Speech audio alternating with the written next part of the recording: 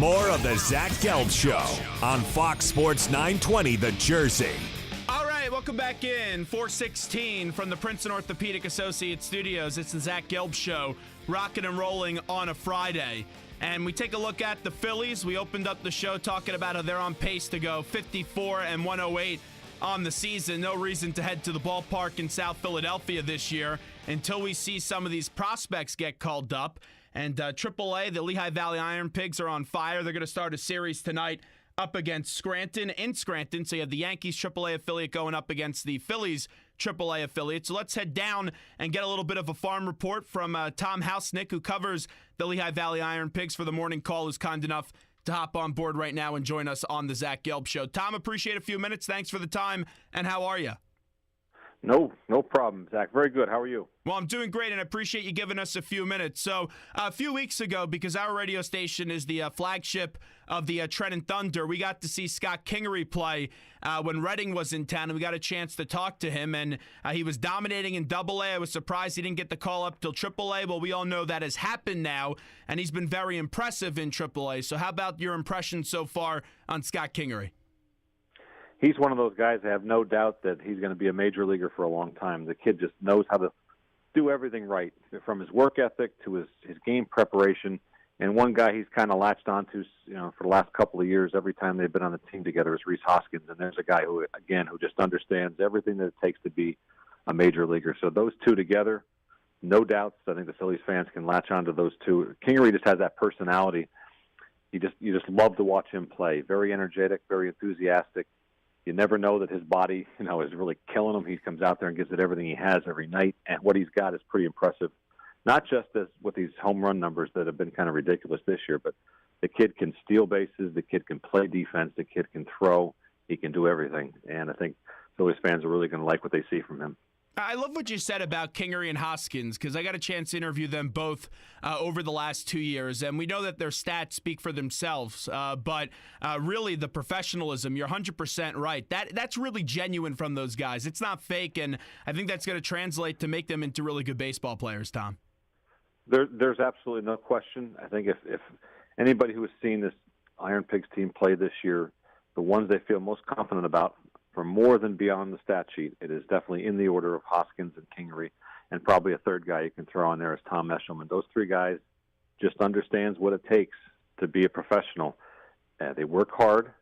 They're not gifted with the athleticism of a Nick Williams or just the size and raw power of a Dylan Cousins, but these guys understand what they have and how they can get better every single day, and they don't take a day off. Rhys Hoskins still has played every game for the Iron Pigs this year. Now he's going to the Futures game, then right to the AAA All-Star game, and then there's no day off when he comes back for the Lehigh Valley Series after the All-Star break. The guy doesn't care. He wants to play every day. He wants to work every day. He's the first one to the park, the last one to leave, and now that Kingery's there, there's a little competition probably going on. This is fun to watch. These guys are really, really good guys who understand what it takes, and they want to do whatever it takes, and that's fun. Going a little bit further on Rhys Hoskins, we all know he's good enough right now to be put on an MLB roster, and he's done all he could, but we know that the person blocking him right now is Tommy Joseph. That could change from now until the trade deadline. How is Hoskins handling that situation, and how does he try to keep his focus off that eventual call-up? You get fed the company line that they're not really worried about what's out of their control, and they don't read the papers, and they don't hear the radio shows talking about why they deserve to be up or why this guy deserves to be traded. Rhys Hoskins, I truly believe, lives that. I don't think he really pays attention to anything that's going outside the clubhouse or the training room or on the field where he happens to be.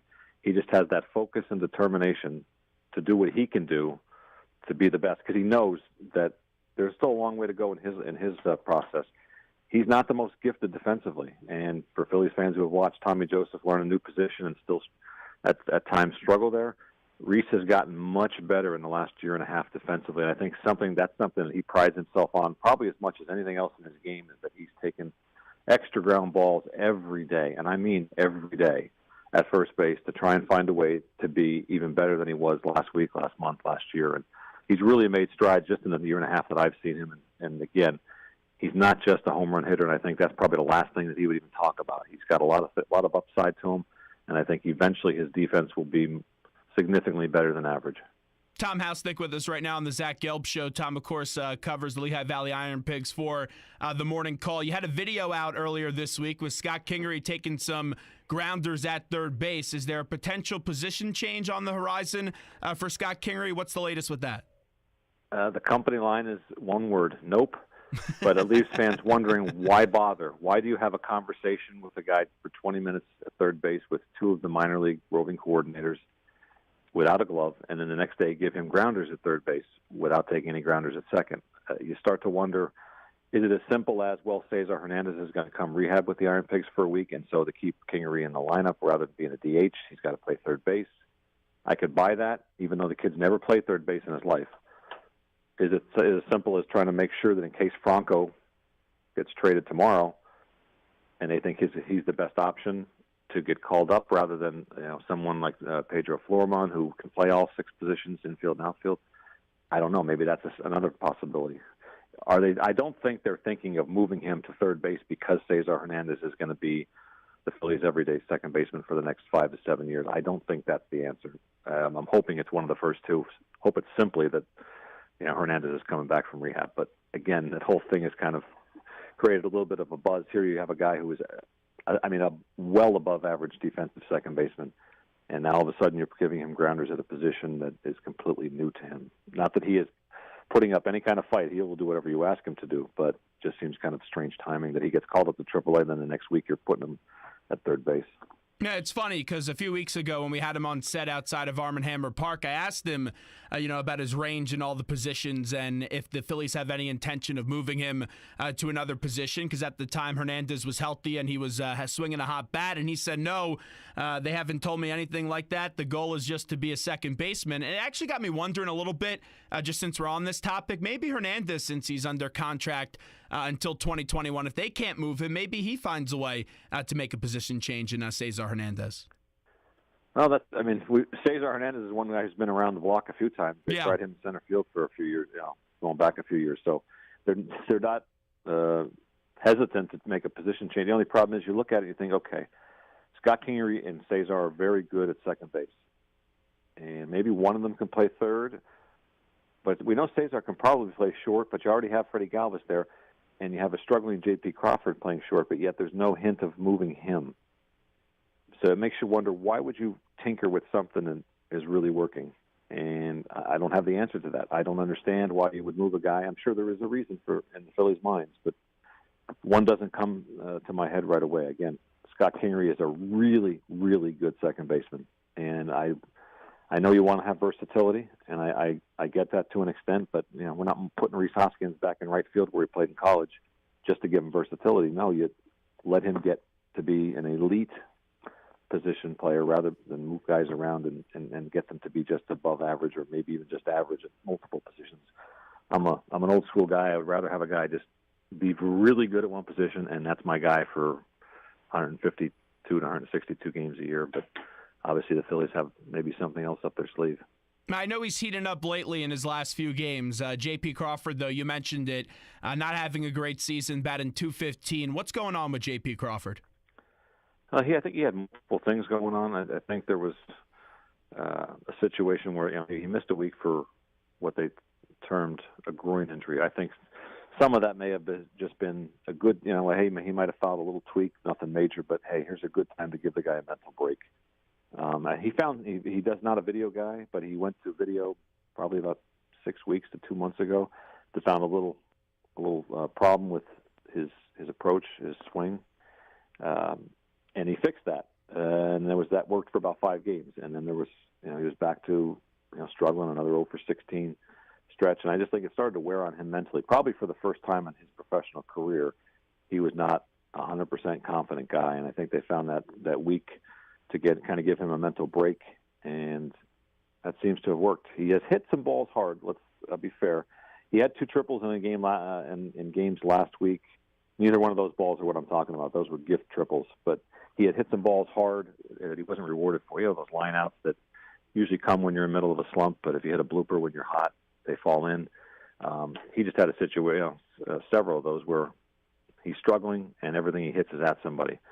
So I think lately he's found a way to kind of forget about what's happened in the last 3 months, even if you go back to his final month in AAA last year where he had hit 200 and really struggled. If you just kind of put that in the past, he's also worked on being more aggressive early in counts because he's a guy who's always been notoriously patient and not afraid to hit with 2 strikes. Well, hitting with 2 strikes with regularity in AAA where the pitchers are a little more seasoned and can find ways for you to get yourself out, he really struggled with that. So I think he's kind of found a way where I'm a little more aggressive when I see a pitch I like, and it happens to be the first pitch or the second pitch.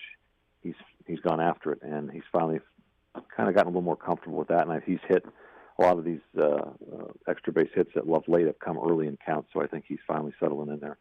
Wrapping up with Tom Housenick from the Morning Call right now on the Zach Gelb Show. A few more with the beat writer for the Lehigh Valley Iron Pigs. Let's get in Alfaro and also Dylan Cousins. We know the numbers on them. Dylan Cousins, 19 home runs and 109 strikeouts. Just how about the way that you evaluate Alfaro and also Dylan Cousins?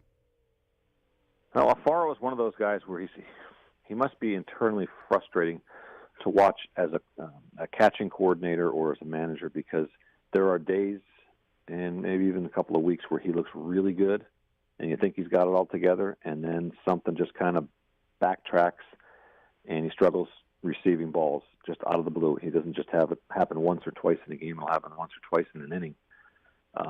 And at the plate, he's made some strides with his patience. That's something that's the only way he's getting to the major leagues offensively is if he figures out a way to just take some pitches. He always swings at pitches that he just thinks he can reach or that he can hit rather than pitches that he can hit hard somewhere. And I think that's a process that he's finally taken a step or two forward in the last, say, 3 weeks. I know he's had some walks, but he's just not gotten himself out early in counts because he just swung at the first pitch he thought he can reach.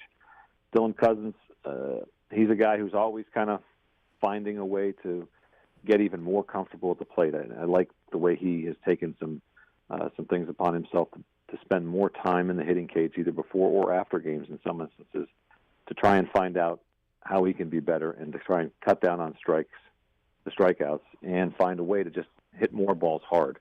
He's hit early in the season. He hit a lot of pitchers' mistakes.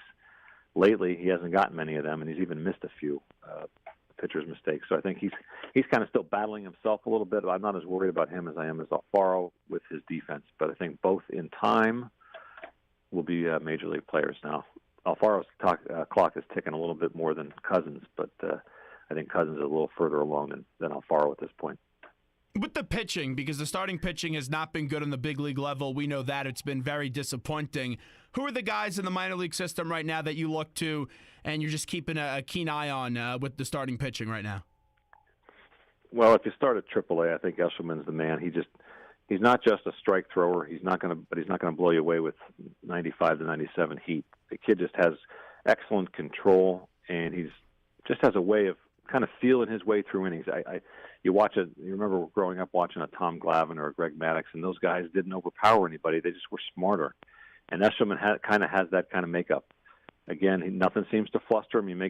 He gets burned by a mistake twice in a game last week. They were both solo homers, but that's all he gave up. He knows how to pitch with a lead. He knows how to work his way from 2-0 counts to not giving in to hitters, and he just knows how to pitch. He's the one guy that jumps out at me that I think by this time next year will be in the major leagues. Again, the Phillies have taken their chances. They've gotten Ben Lively. They've got Nick Pivetta. They were two guys that have done very well lately. Jake Thompson has struggled for a good part of this season inexplicably. The combination, I think, of some bad luck and some poor pitches. And Mark Capella has kind of been on that same line where he's had 2 or 3 good games, and then the next thing you know, he can't get out of the first inning. That's a guy who, maybe down the line with his stuff, he might be moved to the bullpen where he can throw 95 to 98 miles an hour for an inning, and that's his niche. Obviously, no starter wants to go to the bullpen, but some of these guys, I think eventually that's where their lives will be spent. But for now, I think Eshelman is the clear class of AAA in terms of starting pitching. Since you know these guys so well, I want to end you on this as we're wrapping up with Tom Housenick. I'm going to give you 5 names. We'll take them one by one. Just give me yes or no if they'll be on the big league club by the end of the year. Let's start off with the second baseman and Scott Kingery. I'm going to say no. I agree with you. I'm going to say no as well. Rhys Hoskins. Yes. Agreed there as well. Dylan Cousins. No. We're 3 for 3. We're agreeing here, Tom. This is good. Alfaro. Do you think Alfaro will be up? Yes. 4 for 4. And then J.P. Crawford. No. Okay, we're 5 for 5. Hey, two great minds, they think alike. That's what they say, Tom. Tom, great stuff from the morning call. And make sure you read him every day. He covers the Lehigh Valley Iron Pig. And if you can't tell from his expert analysis right here, he's a very smart man. So, Tom, we appreciate it. My pleasure, Zach.